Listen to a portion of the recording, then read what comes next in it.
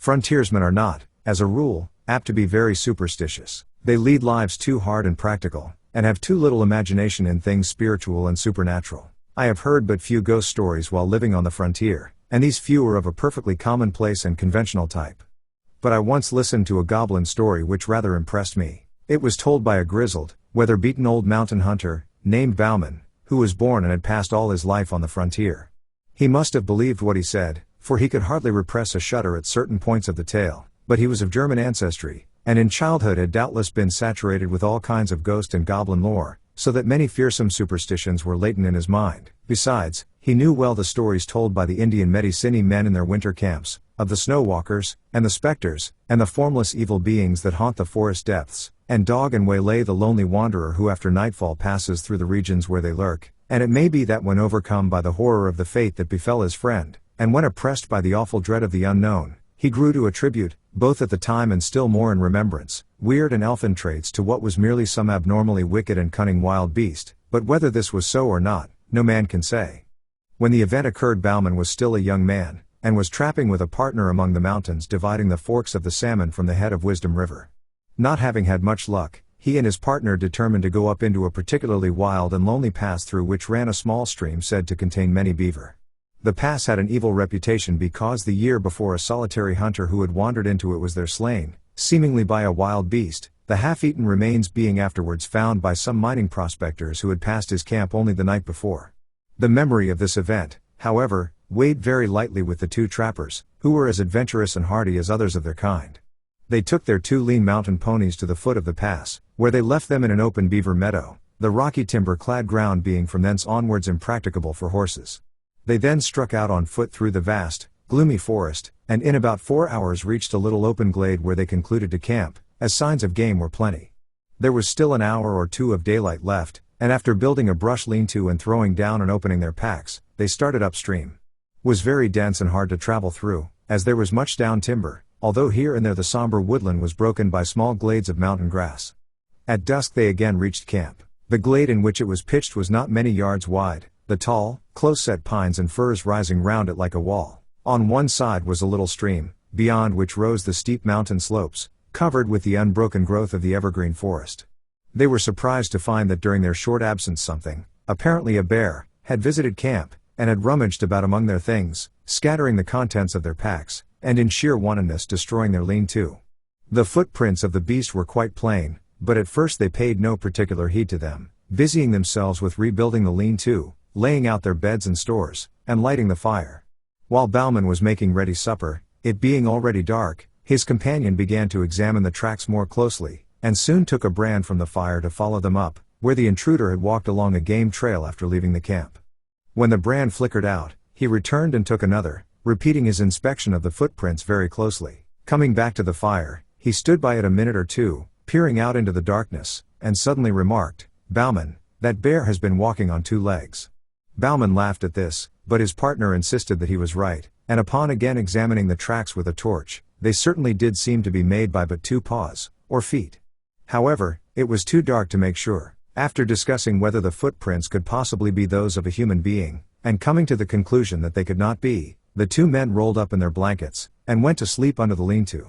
At midnight Bauman was awakened by some noise, and sat up in his blankets. As he did so his nostrils were struck by a strong, wild beast odor, and he caught the loom of a great body in the darkness at the mouth of the lean-to.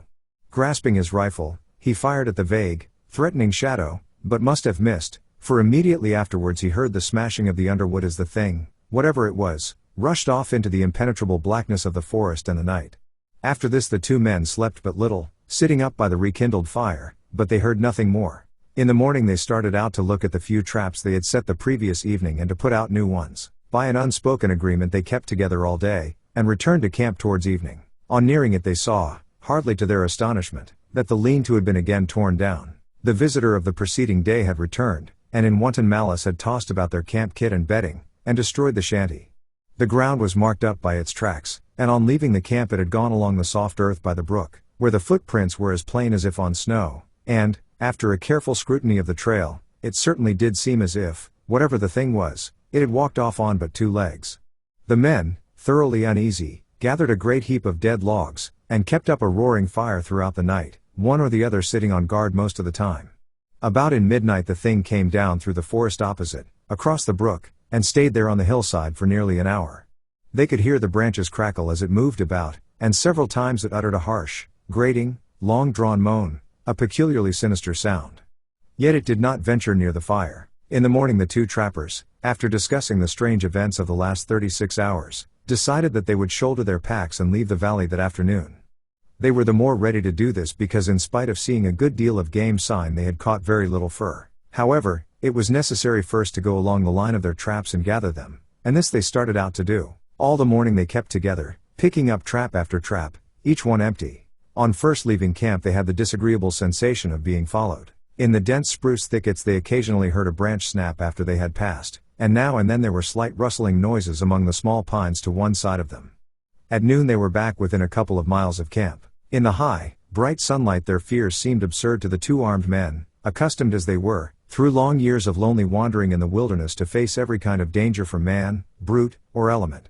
There were still 3 beaver traps to collect from a little pond in a wide ravine nearby. Bauman volunteered to gather these and bring them in, while his companion went ahead to camp and made ready the packs. On reaching the pond Bauman found 3 beaver in the traps, one of which had been pulled loose and carried into a beaver house. He took several hours in securing and preparing the beaver, and when he started homewards he marked with some uneasiness how low the sun was getting.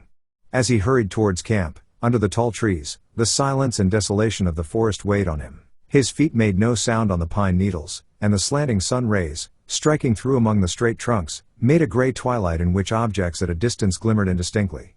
There was nothing to break the ghostly stillness which, when there is no breeze, always broods over these somber primeval forests. At last he came to the edge of the little glade where the camp lay, and shouted as he approached it, but got no reply. The camp fire had gone out, though the thin blue smoke was still curling upwards. Near it lay the packs, wrapped and arranged. At first Bauman could see nobody, nor did he receive an answer to his call. Stepping forward he again shouted, and as he did so his eye fell on the body of his friend, stretched beside the trunk of a great fallen spruce.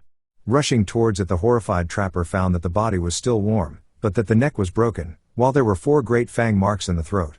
The footprints of the unknown creature, printed deep in the soft soil, told the whole story. The unfortunate man, having finished his packing, had sat down on the spruce log with his face to the fire, and his back to the dense woods, to wait for his companion. While thus waiting, his monstrous assailant, which must have been lurking nearby in the woods, waiting for a chance to catch one of the adventurers unprepared, came silently up from behind, walking with long, noiseless steps, and seemingly still on 2 legs. Evidently unheard, it reached the man, and broke his neck by wrenching his head back with its forepaws, while it buried its teeth in his throat. It had not eaten the body, but apparently had romped and gambled round it in uncouth, ferocious glee, occasionally rolling over and over it, and had then fled back into the soundless depths of the woods. Bauman, utterly unnerved, and believing that the creature with which he had to deal was something either half human or half devil, some great goblin beast, abandoned everything but his rifle and struck off at speed down the pass, not halting until he reached the beaver meadows where the hobbled ponies were still grazing. Mounting, he rode onwards through the night, until far beyond the reach of pursuit.